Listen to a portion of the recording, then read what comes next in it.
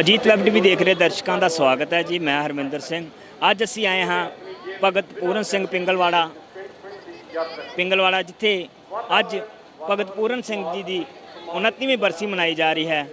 ਦੀਨ ਦੁਨੀਆ ਦੇ ਦੁਖੀ ਲਾਚਾਰਾਂ ਦੀ ਸੇਵਾ ਕਰਨ ਵਾਲੇ ਭਗਤ ਪੂਰਨ ਸਿੰਘ ਜਿਨ੍ਹਾਂ ਦੀ ਅੱਜ ਬਰਸੀ ਮਨਾਈ ਜਾ ਰਹੀ ਹੈ, 29ਵੀਂ ਬਰਸੀ ਮਨਾਈ ਜਾ ਰਹੀ ਹੈ ਭਗਤ ਪੂਰਨ ਸਿੰਘ ਪਿੰਗਲਵਾੜਾ ਵਿਖੇ। ਆਓ ਅਸੀਂ ਤੁਹਾਨੂੰ ਦਿਖਾ ਰਹੇ ਹਾਂ ਇਸ ਸੰਬੰਧੀ ਕਰਾਏ ਜਾ ਰਹੇ ਸਮਾਗਮ ਦੀਆਂ ਝਲਕੀਆਂ ਅਤੇ ਵੱਖ-ਵੱਖ ਸ਼ਖਸੀਅਤਾਂ ਨਾਲ ਗੱਲਬਾਤ।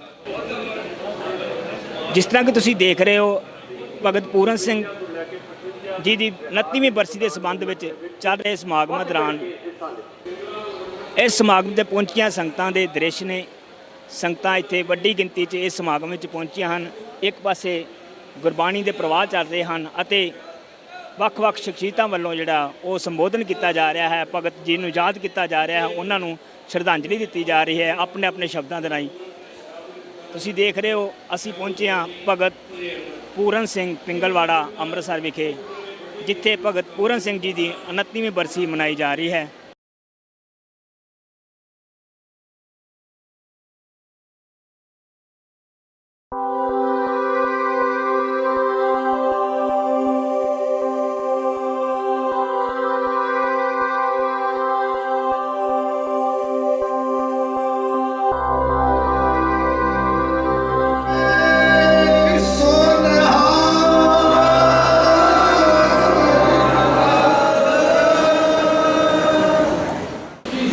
मैं हुणे गल कर सी वाहिगुरू जी का खालसा वाहिगुरू जी की फतेह।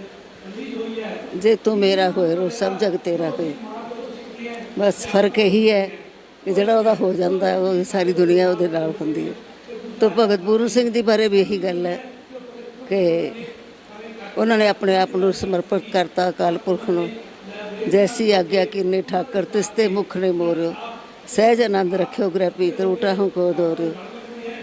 तो यह उन्होंने आग्या मैं भोग सोई कर सूखा सो घरख नहीं जानियो। वो गुरु साहब ने जिहड़ी है बचना ने उन्होंने उत्ते अपने अटल विश्वास सीगा। उस अटल विश्वास करके ही पिंगलवाड़ा संस्था बनया।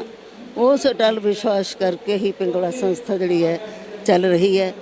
और दिनों दिन भगत जी नूं सारी दुनिया ते गल, क्योंकि जो मनुखता बारे सोचते सीगे, जिन्नी डूंघाई नाल सोचते सी, जिन्नी तकलीफ महसूस करते सीगे, उन्हां दे हिरदे दे विचों निकलदी सी। इस करके पढ़ते बहुत सीगे तो लोकां नूं बचाउण वास्ते उन्हें अपना पूरा जोर ला दिता। तो अज आपां देखदे हां कि उन्हां दीयां गल्लां कईयां सच्चियां हो रहीआं। सुंदर लाल बहुगुणा जी नूं सन्मानित कीता, उन्हां दीयां कईयां भी गल्लां सच्चियां होईआं। डैम टुट रहे ने, चाइना का डैम टुट गया, साडा पता नहीं कदों टुट जाना, तो कित्थे सारा पानी नाल सारी कितना नुकसान होना, मनुखता का कितना नुकसान होना, पंछियों का सारी जिहड़ी दा सारी जीव जंतुओं का प्रॉपर्टी का कितना नुकसान होया दा अंदाज़ा ही नहीं लगाया जा सकता। जिहदे पिछे सुंदर लाल बहुगुणा जी ने 72 दिन का फास्ट किया लोगों को जगाउण वास्ते। जिहड़े दुखी चितन ने, जिन्हां दे दिमाग जागते हैं, जिहड़े मनुखता नूं प्यार करते हैं, वो बहुत पढ़ते हैं, लोगों को आने वाले खतरों तो जाणू कराते हैं। पर आम मनुख जिहड़ा उन्होंने कुछ नहीं समझता। उन्होंने अनपढ़ता करके, उन्होंने बेवकूफ़ी करके, उन्होंने पैसे ते ताकत की दौड़ पिछे पागल होए फिरते हैं लोग। ना उन्होंने कौम का फिक्र, ना मनुखता का फिक्र, ना देश का फिक्र। अज लोड़ है सानू देश ते कौम ते गरीबां का परवाह करने की लोड़ है। जिन्ने कानून बन रहे हैं सारे गरीबां के उल्ट बन रहे हैं, अमीरां के हक च बन रहे हैं। कित्थे जाना, रब ने कदों खुश होना इन्हां ते। तो इस करके जिहड़ा असीं सरकारां साडीआं रब नूं भुल्लियां होईआं ने, इन्हां नूं सज़ावां मिलनियां ही मिलनियां ने। इस करके सानूं सारिआं नूं कोशिश करनी चाहिए है कि इन्हां नूं भी असीं चेतन करिए, आने वाले खतरिਆਂ ਤੋਂ आम लोगों नूं भी करिए, ताकि असीं उहदी रचना जिहड़ी है वो खराब ना होवे, सोहणी बनी रहे। ਪੂਰਨ ਸਿੰਘ ਜੀ ਨੇ ਕੁਦਰਤ ਨੂੰ ਬਚਾਉਣ ਵਾਸਤੇ ਬਹੁਤ ਉਪਰਾਲੇ ਕੀਤੇ। ਹੁਣ ਤੁਸੀਂ ਉਹਨਾਂ ਦੇ ਉਪਰਾਲਿਆਂ ਮੁਤਾਬਕ ਅੱਗੇ ਚੱਲਦੇ, ਉਹਨਾਂ ਨੂੰ ਅੱਗੇ ਵਧਾਉਂਦੇ ਕੀ ਕਰ ਰਹੇ ਹੋ? ਅਸੀਂ ਤਾਂ ਆਪਣੇ ਪੂਰਾ ਤਾਣ ਲਾਇਆ ਹੋਇਆ। ਅਸੀਂ ਤਾਂ ਲਿਖਣ ਦੇ ਤੋਂ ਇਲਾਵਾ ਪ੍ਰੈਕਟੀਕਲੀ ਬਹੁਤ ਕੁਝ ਕਰ ਰਹੇ ਹਾਂ। ਰੁੱਖ ਲਾ ਰਹੇ ਹਾਂ, ਨਰਸਰੀ ਹੈ, ਜ਼ੀਰੋ ਬਜਟ ਕੁਦਰਤੀ खेती कर रहे हैं। फिर ਅਸੀਂ ਰੇਨ ਵਾਟਰ ਹਾਰਵੈਸਟਿੰਗ ਕਰ ਰਹੇ ਹਾਂ, ਗੋਬਰ ਗੈਸ ਪਲਾਂਟ ਲਾ ਰਹੇ ਹਾਂ, ਸੋਲਰ ਜਿਹੜੇ ਲੱਗੇ ਹੋਏ ਨੇ ਸਾਡੇ ਕਲਿਪਸ ਲੱਗੇ ਹੋਏ ਨੇ ਜਿਹੜੇ ਸੋਲਰ એનર્ਜੀ ਤਿਆਰ ਕਰਦੇ ਆ। ਤਾਂ ਅਸੀਂ ਤਾਂ ਕੋਸ਼ਿਸ਼ ਕਰਦੇ ਹਾਂ ਵੀ ਲੋਕੀ ਦੇਖ ਕੇ ਹੀ ਆਪਣੀ ਸੋਚ ਬਦਲ ਲੈਣ। ਤੁਸੀਂ ਭਗਤ ਜੀ ਦਾ ਸੁਨੇਹਾ ਜਿਹੜਾ ਵਾ ਇਸ ਤਰ੍ਹਾਂ ਪਹੁੰਚ ਰਹੀ ਹੈ ਮਾਂ ਉਪਲਬਧ ਕਰਾ ਹਾਂਜੀ, ਭਗਤ ਜੀ ਦਾ ਸੁਨੇਹਾ ਦੇਸ਼ ਤਾਂ ਬਚੇਗਾ ਜੇ ਅਸੀਂ ਸੱਚ ਦੇ ਆਧਾਰ 'ਤੇ ਸਾਦਾ ਜੀਵਨ ਬਤੀਤ ਕਰਾਂਗੇ। ਕੋਈ ਕਿਸੇ ਦਾ ਹੱਕ ਨਹੀਂ ਮਾਰੇਗਾ। ਪਿੰਡਾਂ ਦੀਆਂ ਬਣਾਈਆਂ ਹੋਈਆਂ ਚੀਜ਼ਾਂ ਵਰਤਾਂਗੇ, ਚਾਹੇ ਜੁੱਤੀਆਂ ਹੋਣ, ਚਾਹੇ ਕੱਪੜੇ ਹੋਣ, ਚਾਹੇ ਭਾਂਡੇ ਹੋਣ। ਸਿੱਖ ਕੌਮ ਦੀ ਮਹਾਨ ਸ਼ਖਸੀਅਤ ਮਨੁੱਖਤਾ ਵਾਸਤੇ ਜੋ ਮਸੀਹਾ ਬਣ ਕੇ ਆਏ, ਜਿਨ੍ਹਾਂ ਨੇ ਰੋਗੀਆਂ ਦੇ, ਅਪਾਹਜਾਂ ਦੇ ਔਰ ਖਾਸ ਕਰਕੇ ਜਿਹੜੇ ਬਿਲਕੁਲ ਲਵਾਰਸ ਸਨ, ਉਹਨਾਂ ਦੀ ਜਿੱਥੇ ਸੇਵਾ ਸੰਭਾਲ ਕੀਤੀ, ਉੱਥੇ ਆਪਣਾ ਘਰ ਨਾ ਬਣਾ ਕੇ ਇੱਕ ਪਿੰਗਲਵਾੜੇ ਨਾਮ ਦੀ ਸੰਸਥਾ ਜਿਹੜੀ ਸੀ ਉਹਦੀ ਸ਼ੁਰੂਆਤ ਕੀਤੀ। ਇੱਕ ਬੜਾ ਵੱਡਾ ਘਰ ਬਣਾਇਆ ਬੇਘਰੇ ਬੇਆਸਰੇ ਲੋਕਾਂ ਵਾਸਤੇ। ਅੱਜ ਉਹਨਾਂ ਦੀ 29ਵੀਂ ਸਾਲਾਨਾ ਯਾਦ ਜੋ ਹੈ, ਉਹਨਾਂ ਦੇ ਸਥਾਨ ਪਿੰਗਲਵਾੜਾ ਵਿਖੇ ਸਤਿਕਾਰਯੋਗ ਬੀਬੀ ਇੰਦਰਜੀਤ ਕੌਰ ਅਤੇ ਪਿੰਗਲਵਾੜੇ ਦਾ ਸਮੁੱਚਾ ਜੋ ਸਟਾਫ ਹੈ, ਸੰਗਤਾਂ ਦੇ ਸਹਿਯੋਗ ਨਾਲ ਮਨਾ ਰਿਹਾ ਹੈ। ਸਤਿਗੁਰੂ ਜੀ ਸਮੁੱਚੀ ਮਾਨਵਤਾ ਦੀ ਜੋ ਸੇਵਾ ਹੈ ਉਹ ਕਰਨ ਦਾ ਸਾਨੂੰ ਸਾਰਿਆਂ ਨੂੰ ਬਲ ਬੁੱਧ ਬਖਸ਼ਿਸ਼ ਕਰਨ, ਕਿਉਂਕਿ ਆਪਣੇ ਪਰਿਵਾਰ ਲਈ ਜਾਂ ਆਪਣੇ ਸਰੀਰਕ ਤਲ ਤੇ ਤਾਂ ਸਾਰੇ ਜਿਉਂਦੇ ਨੇ, ਪਰ ਦੂਸਰਿਆਂ ਨੂੰ ਸਮਰਪਿਤ ਹੋ ਕੇ ਆਪਣਾ ਜੀਵਨ ਜਿਉਣਾ ਇਹ ਭਗਤ ਪੂਰਨ ਸਿੰਘ ਹੋਰਾਂ ਦੇ ਹਿੱਸੇ ਵਿੱਚ ਆਇਆ। ਔਰ ਇੱਕ ਉਹਨਾਂ ਦਾ ਇੱਕ ਇਹ ਜੀਵਨ ਬੜਾ ਵੱਡਾ ਮਾਰਗਦਰਸ਼ਨ ਹੈ ਕਿ ਜਿਨ੍ਹਾਂ ਨੂੰ ਕੋਈ ਸੰਭਾਲਣ ਵਾਸਤੇ ਤਿਆਰ ਨਹੀਂ ਸੀ, ਜਾਂ ਜਿਨ੍ਹਾਂ ਨੂੰ ਵੇਖ ਕੇ, ਉਹਨਾਂ ਦਾ ਮਲ ਮੂਤਰ ਵੇਖ ਕੇ, ਉਹਨਾਂ ਦੀ ਹਾਲਤ ਵੇਖ ਕੇ ਲੋਕ ਲਾਗੋਂ ਦੀ ਪਾਸਾ ਮੋੜ ਕੇ ਲੰਘ ਜਾਂਦੇ ਸਨ, ਉਹਨਾਂ ਨੂੰ ਸੰਭਾਲਣਾ ਤੇ ਉਹਨਾਂ ਨੂੰ ਆਪਣੇ ਪਿਆਰੇ ਕਹਿਣਾ, ਉਹਨਾਂ ਦੇ ਚਲਾਣੇ ਤੇ ਆਪ ਖੁਦ ਰੋਣਾ, ਇਹ ਭਗਤ ਪੂਰਨ ਸਿੰਘ ਜੀ ਦਾ ਜੀਵਨ ਹੈ, ਜਿਨ੍ਹਾਂ ਨੂੰ ਜਦੋਂ ਅਸੀਂ ਪੜ੍ਹਦੇ ਹਾਂ, ਯਾਦ ਕਰਦੇ ਹਾਂ, ਤੇ ਦਿਲ ਕਰਦਾ ਹੈ ਕਿ ਬਾਰ-ਬਾਰ ਉਹਨਾਂ ਦੀ ਜੀਵਨੀ ਪੜ੍ਹੀਏ, ਬਾਰ-ਬਾਰ ਉਹਨਾਂ ਦੇ ਜਿਹੜੇ ਪਰਉਪਕਾਰ ਹੈ ਉਹਨਾਂ ਨੂੰ ਯਾਦ ਕਰੀਏ।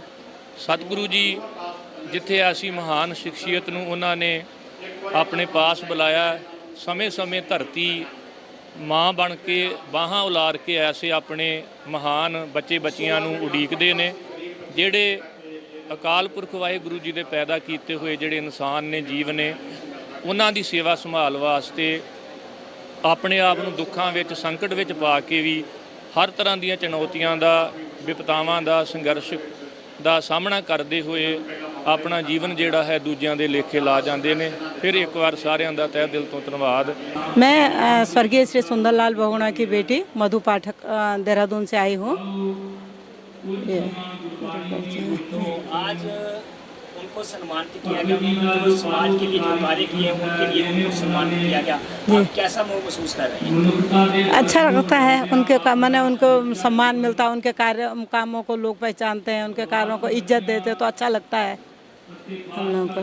जी, आप भी उनके जो उन्होंने जो अपना चलाया था, जो उन्होंने शुरू की थी मुहिम, उसको आगे बढ़ा रहे हैं कि नहीं? जो अभियान उन्होंने शुरू किया था अभी तो पिछले कुछ समय से तो मैं एकदम देहरादून में ही हूँ, क्योंकि पिताजी और माँ दोनों बुजुर्ग हो गए और दोनों मेरे पास ही रहते थे। पिछले 8 साल से मैं उनके साथ, मैंने मेरे पास ही थे, तो उन्हीं की सेवा कर रही थी। उनके तो बहुत काम तो नहीं किया मैंने इस बारे में। इस बार पहले था जब तो आंदोलन कर रहे थे तब उनके साथ हमेशा साथ दिया, पर अब वो बहुत ज़्यादा बुजुर्ग हो गए थे और अशक्य हो गए थे, तो उन्हीं की सेवा में थी मैं। आखिर तक बीमार रहे, हॉस्पिटल तक, आखिर तक मैं उनके पास रही, आखिर तक उनकी सेवा में रही। अब माँ है, माँ भी बहुत बुजुर्ग हो गई हैं, तो माँ की सेवा कर रही हूँ फिलहाल तो ये है। सुंदरलाल जी बहुगुणा और विमला जी बहुगुणा जी, उन्होंने काफ़ी ज़्यादा समाज में जो कार्य किए, जी, तो आप उनके बारे में कुछ कहना चाहेंगे? उनके बारे में तो जो भी कहूँ, पर किया उन्होंने सारी ज़िंदगी भर समाज के लिए ही काम किया। अपना मैंने पूरा संसार ही पूरा वही उनका परिवार था। ऐसा नहीं कि हम बच्चों या हमारे बारे में उन्होंने अलग से कुछ सोचा हो, ऐसा नहीं किया, सबके बारे में सोचते थे। हमारे यहाँ जितने भी बच्चे रहते थे, सिलाड़ा जो आश्रम था, तो सब बच्चों के बारे में समान रूप से सोचते थे और सबके लिए काम किया उन्होंने। कहते हैं कि जब भी कोई वृक्ष वगैरह की कटाई होती थी तो जी, उस वृक्ष के साथ वो चिपक जाते थे। जी जी, चिपक जाते थे। जंगलों में कई कई जगह आंदोलन हम भी गए, मैं भी उनके साथ गई हूँ। बडियारगढ़ में था, कई कई जगह था, तो जाके चिपक जाते थे। तो वो ठेकेदार या मजदूर जो थे फिर काटना बंद कर देते थे जंगलों को। ये था। अभी तो वो देखिए कि अभी विकास के नाम पर जो है जगह जगह पर लोग वृक्ष काटे जा रहे हैं। काफ़ी ज़्यादा जो अभी जो आफतें आ रही हैं वो भी इसी कारण आ रही हैं, वृक्षों की कमी के कारण। जी बहुत बुरी हालत है जी। वहाँ उत्तराखंड में तो ऑल वेदर रोड के नाम पर जो चौड़ा कर रहे हैं, इस समय सारी जितनी है पहाड़ों में सब सड़कें ठप हैं। इतना खोद दिया। वहाँ का ये भूगोल या तो नहीं, या वहाँ की परिस्थिति को नहीं समझते हैं कि इतनी चौड़ी सड़क पहाड़ में नहीं चल सकती। सब बहुत खराब, बहुत बुरी स्थिति है इस समय पूरे गढ़वाल कुमाऊं में। सब जगह सड़कों की हालत बहुत खराब है बरसात में। तो जो पहाड़ी इलाकों की बात कर रहे हैं, मैदानी इलाकों में तो बहुत ज़्यादा वृक्ष काटे जा रहे हैं। बस हम तो वहाँ रहते हैं तो हम वहाँ की ज़्यादा बात कर रहे हैं ना, कि पहाड़ों में इस समय सब जगह जो है वो ठप है एकदम यातायात। आप उनके बहुगुना की तरफ से आप क्या वो लोगों को संदेश देना चाहेंगे? यही सत्य कहते थे कि वो उसका गांधी जी का था कि प्रकृति के पास हमारी ज़रूरतों को पूरा करने के लिए बहुत है, पर हमारे लालच को पूरा करने के लिए कुछ नहीं है। तो अपनी आवश्यकताएं जो हमको सीमित करना चाहिए, अगर हम सीमित आवश्यकताओं में रहेंगे तो हम प्रकृति से वो पूरा कर सकते हैं। क्योंकि इस समय कोरोना पीरियड में तो देखा लोगों के इतनी वो हो गई थी ऑक्सीजन की ज़रूरत, तो पेड़ तो लगाने ही चाहिए सब जगह कि ऑक्सीजन की कमी स्वाभाविक रूप से पूरी हो सके। ਅੱਜ ਭਗਤ ਪੂਰਨ ਸਿੰਘ ਜੀ ਦੀ 29ਵੀਂ ਬਰਸੀ ਦੇ ਸਬੰਧ ਵਿੱਚ ਅੰਮ੍ਰਿਤਸਰ ਵਿਖੇ ਸਮਾਗਮ ਕਰਾਇਆ ਜਾ ਰਿਹਾ ਸੀ। ਇਸ ਸਮਾਗਮ ਦੌਰਾਨ ਤੁਸੀਂ ਦੇਖਿਆ ਕਿ ਸ੍ਰੀ ਸਹਿਜ ਪਾਠ ਜੀ ਦੇ ਭੋਗ ਪਾਏ ਗਏ, ਜਿਸ ਉਪਰੰਤ ਪਿੰਗਲਵਾੜਾ ਸੰਸਥਾ ਦੇ ਬੱਚਿਆਂ ਵੱਲੋਂ ਗੁਰਬਾਣੀ ਕੀਰਤਨ ਕੀਤਾ ਗਿਆ। ਇਸ ਦੌਰਾਨ ਹੀ ਸਿੰਘ ਸਾਹਿਬ ਗਿਆਨੀ ਮਾਨ ਸਿੰਘ ਜੀ ਵੱਲੋਂ ਗੁਰਮਤਿ ਵਿਚਾਰਾਂ ਦੀ ਸਾਂਝ ਪਾਈ ਗਈ ਅਤੇ ਵੱਖ-ਵੱਖ ਸ਼ਖਸੀਅਤਾਂ ਨੂੰ ਜਿਹੜਾ ਸਨਮਾਨਿਤ ਕੀਤਾ ਗਿਆ। ਹਰਮਿੰਦਰ ਸਿੰਘ ਦੇ ਨਾਲ ਹਰਿੰਦਰ ਸਿੰਘ, ਧੰਨਵਾਦ। ਦੇਸ਼ ਦੁਨੀਆ ਦੀਆਂ ਤਾਜ਼ਾ ਖਬਰਾਂ ਦੇ ਲਈ ਹੁਣੇ ਪਲੇ ਸਟੋਰ ਤੋਂ ਡਾਊਨਲੋਡ ਕਰੋ ਪੰਜਾਬ ਦੀ ਆਵਾਜ਼ ਅਜੀਤ ਨਿਊਜ਼ ਐਪ। ਹੁਣ ਤੁਹਾਡਾ ਆਪਣਾ ਅਜੀਤ ਹਰ ਸੋਸ਼ਲ ਮੀਡੀਆ ਪਲੇਟਫਾਰਮ ਦੇ ਉੱਤੇ ਉਪਲਬਧ ਹੈ। ਫੇਸਬੁੱਕ ਦੇ ਉੱਤੇ ਹੁਣੇ ਲਾਈਕ ਤੇ ਫੋਲੋ ਕਰੋ ਅਜੀਤ ਦਾ ਅਫੀਸ਼ੀਅਲ ਪੇਜ ਡੇਲੀ ਅਜੀਤ, ਤੇ ਹਾਂ ਨਾਲ ਹੀ ਦੋਸਤਾਂ ਨੂੰ ਪੇਜ ਲਾਈਕ ਕਰਨ ਦੇ ਲਈ ਇਨਵਾਈਟ ਕਰਨਾ ਨਾ ਭੁੱਲਣਾ। ਇੰਨਾ ਹੀ ਨਹੀਂ, ਹਿੰਦੀ ਦੇ ਵਿੱਚ ਖਬਰਾਂ ਵਾਸਤੇ ਲਾਈਕ ਤੇ ਫੋਲੋ ਕਰੋ ਸਾਡਾ ਫੇਸਬੁੱਕ ਪੇਜ ਅਜੀਤ ਸਮਾਚਾਰ ਹਿੰਦੀ। YouTube ਦੇ ਉੱਤੇ ਵੀਡੀਓ ਖਬਰਾਂ ਦੇਖਣ ਦੇ ਲਈ ਹੁਣੇ ਸਬਸਕ੍ਰਾਈਬ ਕਰੋ ਅਜੀਤ ਦਾ official YouTube channel Ajit web TV। ਤੁਹਾਡਾ ਆਪਣਾ ਅਜੀਤ ਹੁਣ ਟਵਿੱਟਰ ਤੇ ਇੰਸਟਾਗ੍ਰਾਮ ਦੇ ਉੱਤੇ ਵੀ ਉਪਲਬਧ ਹੈ। ਟਵਿੱਟਰ ਦੇ ਉੱਤੇ ਖਬਰਾਂ ਦੇ ਲਈ ਫੋਲੋ ਕਰੋ ਡੇਲੀ ਅਜੀਤ, ਤੇ ਇੰਸਟਾਗ੍ਰਾਮ ਦੇ ਉੱਤੇ ਖਬਰਾਂ ਦੇ ਨਾਲ ਵੀਡੀਓ ਦੇਖਣ ਦੇ ਲਈ ਫੋਲੋ ਕਰੋ ਬਲੂ ਟਿਕ ਵਾਲਾ ਸਾਡਾ ਅਫੀਸ਼ੀਅਲ ਚੈਨਲ ਡੇਲੀ ਅਜੀਤ। ਇੰਨਾ ਹੀ ਨਹੀਂ, ਅਜੀਤ ਦੇ ਵੀਡੀਓ ਹੁਣ ਤੁਸੀਂ Apple TV ਦੇ ਉੱਤੇ ਵੀ ਵੇਖ ਸਕਦੇ ਹੋ, ਤੇ ਨਾਲ ਹੀ ਅਜੀਤ ਅਖਬਾਰ ਦਾ ਡਿਜੀਟਲ ਐਡੀਸ਼ਨ ਪੜ੍ਹਨ ਦੇ ਲਈ ਡਾਊਨਲੋਡ ਕਰੋ ਅਜੀਤ ਈ-ਪੇਪਰ ਐਪ। ਤੁਹਾਡਾ ਆਪਣਾ ਭਰੋਸੇਯੋਗ ਚੈਨਲ, ਤੁਹਾਡੀ ਆਪਣੀ ਆਵਾਜ਼, ਪੰਜਾਬ ਦੀ ਆਵਾਜ਼ ਅਜੀਤ।